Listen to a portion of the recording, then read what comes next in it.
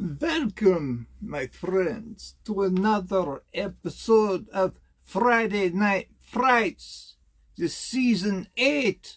Yes, I'm your host, Count Vampire. I got my countship back. Yes, I finally got it back because last week I was just Lord Vampire because previous week I got everything wrong and said it was season 6 and blah blah blah. You guys got the whole story right now.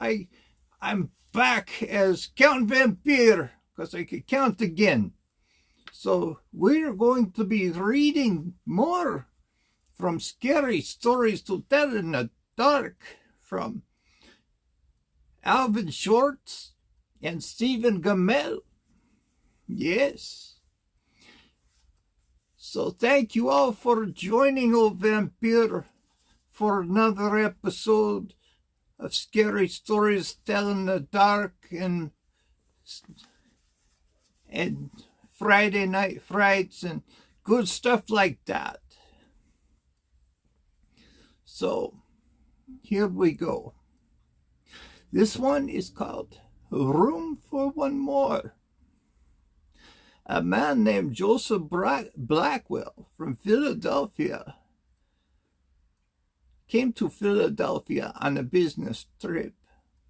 He stayed with his friends in a big house they owned outside of the city.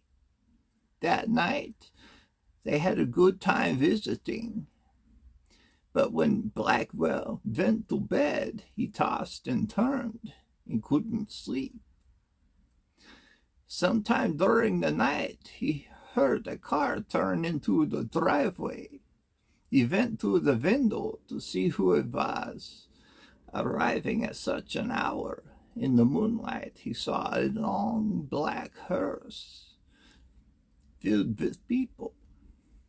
The driver of the hearse looked up at him. When Blackwell saw his queer, hideous face, he shuddered. The driver called to him, "There's room for one more." Oh, there's always room for one more in the hearse, especially in the funeral business. It's very competitive. Then he waited for a minute or two, and he drove off. In the morning, Blackwell told his friends what had happened. "You were dreaming," they said. "I must have been," he said, "but it didn't seem like a dream." After breakfast, he went into Philadelphia. He spent the day high above the city in one of the new office buildings there. Late in the afternoon, he was waiting in an elevator to take him down to the street. When it arrived, it was very crowded. One of the passengers looked out and called to him, "There's room for one more." He said it was the driver of the hearse. "No thanks," said Blackwell. "I'll get the next one." The door closed and the elevator started down. There was shrieking and screaming, then the sound of a crash. The elevator had fallen to the bottom of the shaft. Everyone aboard was killed. See that? So there was room for one more, but if it fell far enough, it'd been crushed like a tin can.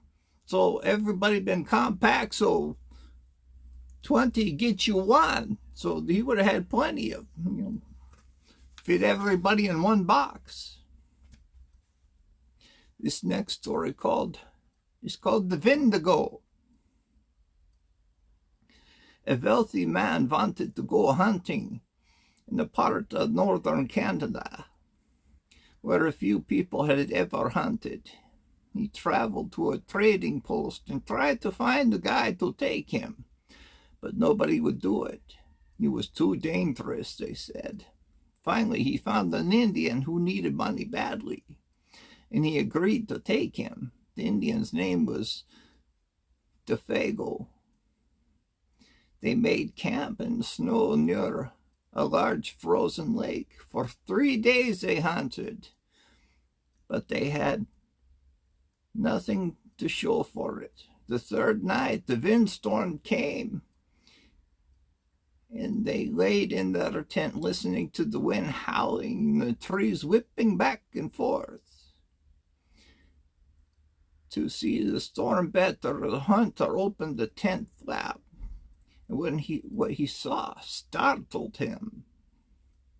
There wasn't a breath of air stirring. The trees were standing perfectly still. Yet he could hear the wind howling. And the more he listened, the more it sounded as if it were calling Theygle's name. Theygo, it called. Theygo. I must be losing my mind, the hunter thought. You see the neat footprints in the snow. But Theygo had gotten out of his sleeping bag. He was huddled in the corner of the tent with his head buried in his arms. What's this all about? The hunter asked. It's nothing, Theygo said. But the wind continued to call to him, and Theygo came more and more tense, more restless. Theygo, it called. Theygo. Suddenly he jumped to his feet and he began to run from the tent. But the hunter grabbed him and wrestled him to the ground. You can't leave me out here, the hunter shouted. And the wind called again, and Theygo broke loose and ran into the darkness. The hunter could hear him screaming as he went. Again and again he cried, "Oh, my fiery feet, my burning feet of fire." Then his voice faded away and the wind died down. At daybreak, the hunter followed Theygle's tracks in the snow. They went into the woods and toward the lake, and then out onto the ice. But soon he noticed something strange. The steps Theygo had taken got longer and longer, and they were so long no human could have taken them. It was as if something had gotten him and carried him away. The hunter followed the tracks out in the middle of the lake, but they had disappeared. At first he thought that Theygo had fallen through the ice, but there wasn't any hole. Then he thought that something had pulled him off the ice into the sky, but that made no sense. And he stood wondering what had happened. And the wind picked up again, and soon it was howling, as it had the night before, and he heard Theygo's voice. It was coming from up above, and he heard Theygo screaming, "My fiery feet, burning feet!" But there was nothing to be seen. Now the hunter wanted to leave the place as fast as he could. He went back to camp and packed. Then he left some food for Theygo. Then he started out weeks later, and he reached civilization. The following year, he went back to hunt in that area again. He went to the same trading post to look for a guide and people. The people could not explain what had happened to Theygo that night. But they had not seen him since then. Maybe it was the Wendigo, one of them said, and he laughed. It's supposed to come with the wind. It drags you along at great speed until your feet are burned away. No more and more of you than that. Then it carries you into the sky and drops you. It's just a crazy story, but that's what some of the Indians say. A few days later, the hunter was at the trading post again, and the Indian came in and sat by the fire. He had a blanket wrapped around him. and he wore his hat so that you could not see his face. The hunter thought that there was something familiar about him. He walked over and he asked, "Are you Theygone?" The Indian did not answer. "Do you know anything about him?" No answer. He began to wonder if there was something wrong, if the man needed help. He could not see his face. "Are you all right?" he asked. No answer. He took a look at him and lifted the Indian's hat. Then he screamed. There was nothing under the hat but a pile of ashes. What do you think about that? You don't mess around with the Wendigos. And here is the final story. A dead man's brains. Look at the sweet old grandma with the, oh, yes, with the dude's head right there. He thought he knew everything. Granny knows better. The scary story is a scary game that people play at Halloween. But it can't be played whenever the spirit moves you. The players sit in a circle in a darkened room and listen to a storyteller describe rotten remains of a corpse. Each part is passed around for them to feel. In one version, the player is out if he or she screams or gasps in fright. If another version, everybody stays to the end, no matter how scared they get. Here is the story. Once in this town, there lived a man named Brown. It was years ago on this night. He was murdered out of spite. We have here his remains. First, you feel his brains. It could be a wet, squishy tomato.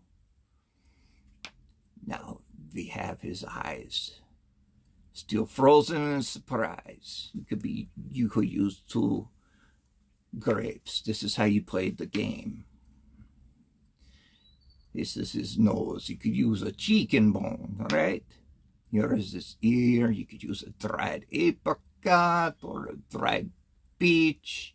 Sounds like we're making a salad here. Here is his hand, rotting flesh and bone, a cloth or a rubber glove filled with mud or ice. Here is his hair. His hair still grows. A handful of corn silk or wet fur or yarn or your neighbor's cat, whatever, keep the game interesting. His heart still beats now and then, maybe a piece of raw liver. Boy, this is starting to sound like a fun game. Vampire could really get into this. His blood still flows. Dip your fingers in it. It's nice and warm. A bowl of ketchup, then with warm water. Make sure you don't pee yourself after you feel that. And there it is, except for these worms. They are the ones that ate the rest of him. A handful of wet cooked spaghetti noodles. Okay. That's a game that you play. Since that was so stupid, maybe we could read another story since Vampire wasted your time. I am sorry about that. This one is called May I Carry Your Basket? Sam Lewis spent the evening playing chess with his friends at his friend's house. It was about midnight when they finished their game, and he started home. Outside it was icy cold and as quiet as the grave. As he came around a turn in the road, he was surprised to see a woman walking ahead of him. She was carrying a basket covered with a white cloth. When he caught up with her, he looked to see who it was. But she was so bundled up against the cold, it was hard to see her face. "Good evening," said Sam. What brings you out so late? She did not answer. Then he said, May I carry your basket? She handed it to him. From under the cloth, a small voice. From under the cloth, a small voice said, That's very nice of you. And that was followed by a wild laughter. Sam was so startled that he dropped the basket and out rolled a woman's head.